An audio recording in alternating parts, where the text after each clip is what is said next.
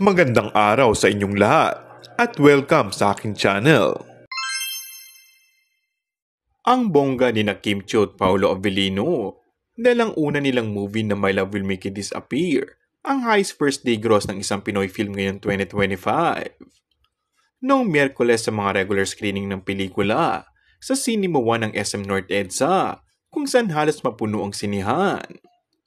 Para nga daw nanonood sa premiere night dahil todo ang tili at hiyawan ng mga viewers sa mga nakakakilig ng eksena ng Kim Pao. Isa rin sa todong tinilian ay ang kissing scene nila na talaga namang pinag-usapan sa mga social media platforms na X at TikTok. Sa panayam ni MJ Felipe kina Kim at Paolo, ay tinanong niya ito kung totoo bang ipinagpatuloy ni Kim na halikan ng aktor maski nagsabi na ang kanilang direktor na si Chad Vidanes ng cut. Hindi ko narinig kung cut o hindi, say ni Kim. Say naman ni Paolo, kami naman ni Kim sumusunod lang sa sinasabi ng direktor namin at sa script. Dahil sa lakas ng My Love Will Make You Disappear mula sa 230 cinemas, ay nadagdagan ito sa mga sinihan at naging 380 cinemas nationwide. And that's all for our today's video.